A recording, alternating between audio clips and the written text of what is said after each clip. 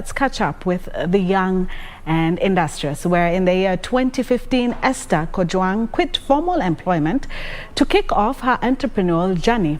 With a seed capital of 9,000 shillings, she invested in honey processing business in Kitengela, Kajiado County.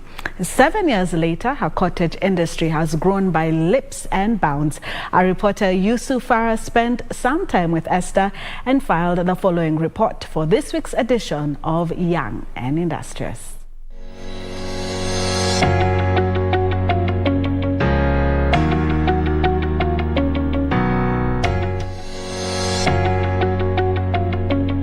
Istnat Foods Limited operates from this homestead located in Kitengela, Kajiado County. The founder, Esther Kojwang, welcomes us to the premises where she grew up but is now the hub of operations for her business. With honey being the main commodity, she walks me through what happens once farmers supply her with raw honey. So once we receive honey from farmers, we store it here in this room. It's our raw materials storage room. Yeah, but before we receive honey, we have to test it first to just verify whether it is up to our standards. This is the raw honey. Hizi zinatoka shambani kabisa kabisa. Navyo vinafanana. Hizi zinatoka kwa mashamba kabisa. It is then taken to this boiler which warms up the honey.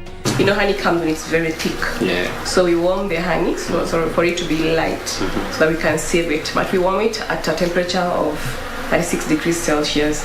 At that temperature, the honey is not denatured. The protein in the honey is not denatured. So we are able to preserve the integrity of the honey. Once the honey is warm enough, just let it out slowly. This here is already pasteurized honey and it has settled. When it settles, you see this. This is a mixture of, there's some wax, there's some pollen, and basically things that are suspended within the honey. They all, sometimes they just float. So we call it scum. So before we package honey, we remove all the scum. If it cools and the scum comes out, you get very, very good honey. Yeah. The honey, now in its finest form, is ready for packaging, and this machine packs it in different container sizes depending on the client's needs. So I've just set it to pack 1 kg honey, so I'm going to pack the 1 kg honeys, and I'm going to use the automatic function.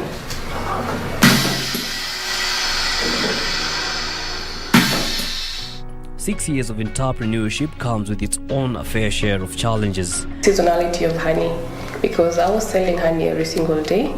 But honey is seasonal, so I would get shocked that I have orders for honey and I don't have honey. But sometimes you get that you have a very big order and you're not able to finance it. You don't have enough money to buy enough stock to enable you supply. So back in the day, I would go out there to the banks. I need like 2 million. I need 2 million because I need to buy this much honey to supply. They're like, okay, what do you have? Do you have a title deed? No. Do you have a, how is your statement? No, we want a 6 months bank statement. I give them, they're like, you're only worth 100,000 loan. Her resilience over the years has seen her business grow. Esther has employed 6 pairs of hands to help her run the business. Nimepeana mahali kwa kina bibi, nipenua ka point mahali, nasomesha watoto wawili, first born na second. This has helped me save up some money, which I would like to maybe do other things, like put into content creation, or also maybe another business venture. What's the vision of Istnat Foods Limited? I asked the 31-year-old entrepreneur. There's one machine that we're still looking for to buy, a big pasteurizing machine.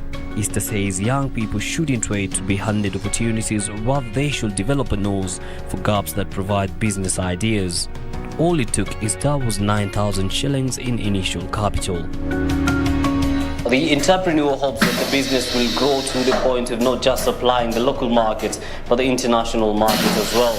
Yusuf Farah reporting for Young and Industries from Kitengela, Kajiado County.